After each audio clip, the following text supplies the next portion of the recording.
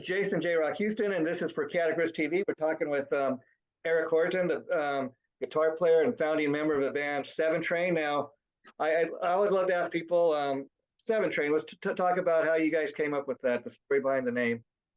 That was actually a band I joined years ago, and I kind of, when I joined the band, we started writing songs, and it was right after I was in Cage, and people just seemed to fall out, and I ended up just with the band just by default, since everyone else kind of quit or moved on. And so a band name being really annoyingly difficult for everyone to agree on, we just kind of kept it. I didn't feel like messing around and try and come up with something. The cool thing about it to me is that it's one name. It's not like a long name. It's simple.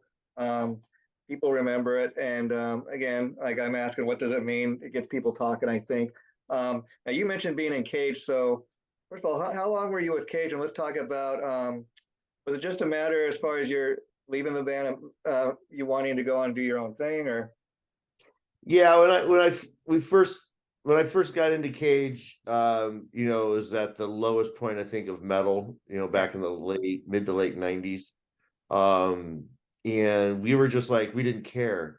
We were going to do what we wanted to do. And, we're way into Fight and Sabotage, and of course, Maiden and Judas and all the greats like that. And so we just kind of went like hard against the grain. And we were fortunate enough that there was a ton of other people that were still into the same music we were into. And so I was in that band, I would say, I don't know, 5-6 years, maybe 7 at the most. And how many albums did you do with the band? I did the first 2. I did the first 2. Yeah, the first album I wrote, Shoot to Kill, Dance Around the Fire, and Veiled, and they had some other material prior to that was that was on there. I can't remember the names of the song. That's all right, but that's cool, because those are considered classic albums all these years later, and Cage is still out there doing it. I mean, I give it to Sean Peck. I've interviewed him many times over here. Super cool guy, but super talented. I mean, now in addition to Cage, he also has Death Dealer with 3 Tremors. So very busy guy, and and in regards to you, Eric, I think it's cool that you've been able to branch out and do Seventrain, because it really highlights not just your guitar playing, but your writing. Oh, I appreciate that. Yeah, it was after the Astrology album. They got really influenced, or they thought they should go in that Euro metal thing with the chorus, the chorusy high notes all the time, and all just rapid, double bass the whole time. And I really wasn't into that. We kind of steered away from the Fight, influence and stuff like that. And I wanted to stay more rhythm oriented, groove oriented. Yeah, because what we're getting ready to talk about is Seventrain's got a couple albums out now, and you guys recently, I mean, just a couple weeks ago, released your latest 2023 release, which is the Seventrain EP. Now, that's kind of what I want to ask too, because the debut and the current EP are both called Seventrain. So talk a little bit about that. That's a little unique. Well, we're gonna have a name for the album, but I don't know, an EP's an EP. Maybe we're lazy or something. I didn't feel like coming up with a name for it, because that would probably be something that. Oh, you're up. All right, he's on. Okay. I'm muted. now joining us is singer Eric Koonze. Welcome, Eric. This is a new thing for us, as Zoom interviews, and we're learning how to do them. And every so often something comes up, but I'm glad you're able to join us. So you're also new to Seventrain. I mean, I understand you're not the original singer. So while you're joining us, Eric, Koonze, why don't you tell us story of how you got into the band? Did you have to audition? What was that process like? I'm actually on the second album. Okay. So I did an album. We played some shows and stuff. I'm not brand new, but okay. And then the new stuff, of course, the new four 4 songs we got, and we're still working on the full album. Yeah. Actually, they were looking for singers, and they found me. Yeah. Wow, wow. And Yeah, so, 'cause I had an ad up looking for bands and stuff, and I do some cover stuff, and I said I would, in my ad I said I would do a original project if it was something worth it, yeah, because there's a lot of stuff that really isn't. You get yeah, a lot of people calling you, and it's like, well, thanks, but no, thanks. yeah. But I mean, Seventrain, yeah. they had really good music, and I like the songs. Yeah, I mean, And like the other Eric Koonze was telling us just before you joined in that the fact that he played on the first 2 Cage albums, and those are now considered. I was saying those are now considered like classic metal albums, but you can definitely hear the difference from Cage, which is more metal, to Seventrain, which I guess to my listening, it's hard rock, it's metal, it's great. They're great written songs. They've got great melodies. So so I think yeah, you we can grew definitely up hear with the it. progression from Eric Gordon with Cage to Seventrain.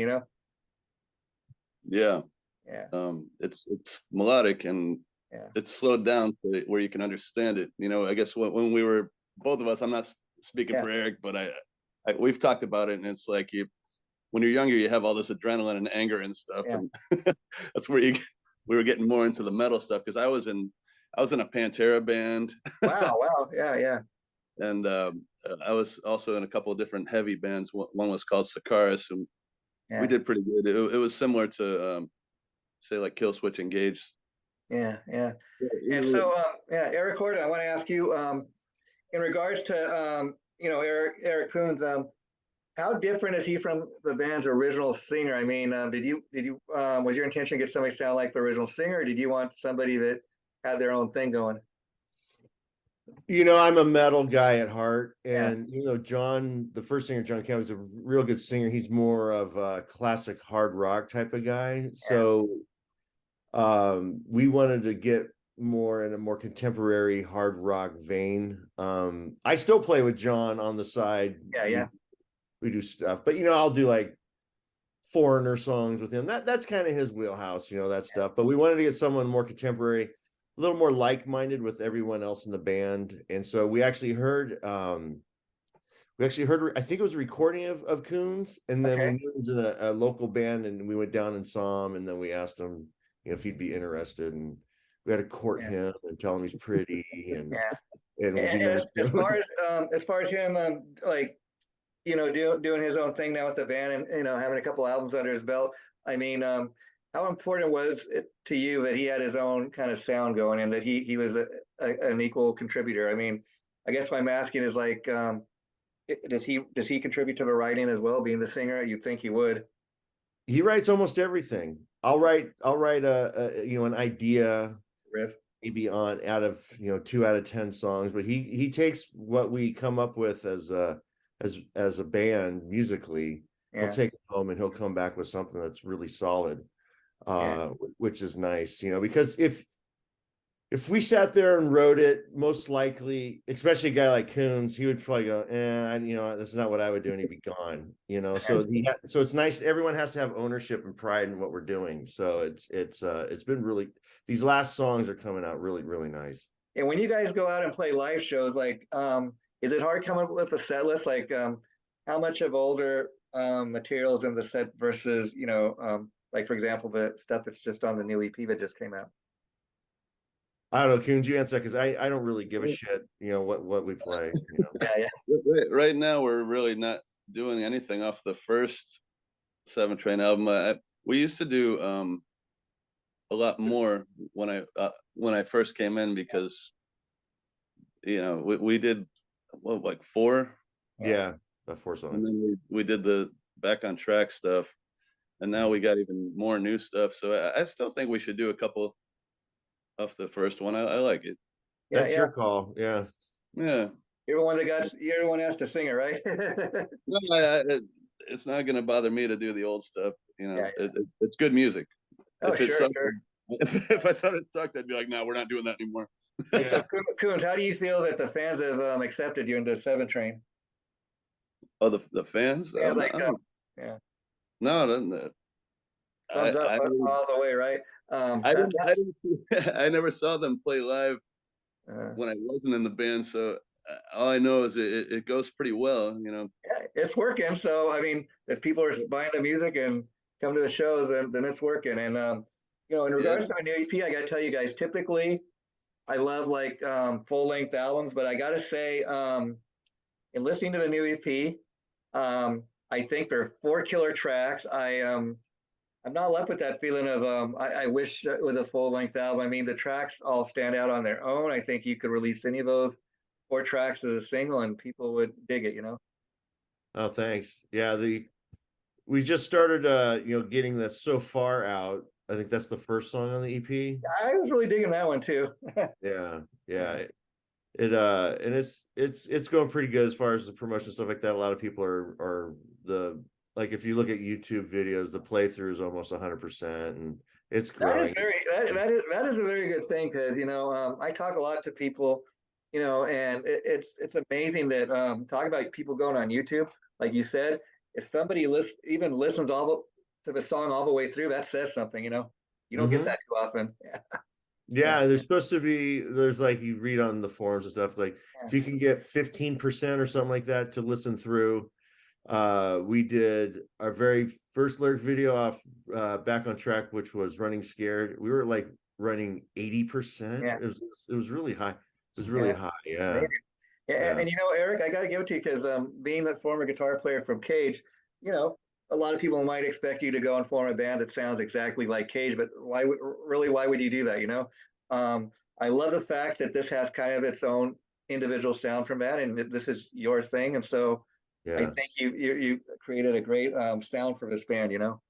The it was I was a big fan of like Badlands. You Oh remember yeah, sure. Leaf band, and that kind of got me back. I went through this big metal progressive Fates Warning Yeah, thing, and then Badlands hit and kind of reminded me of my origins of playing guitar. And yeah. like on the Back on Track album, we got a song called Wishing Well.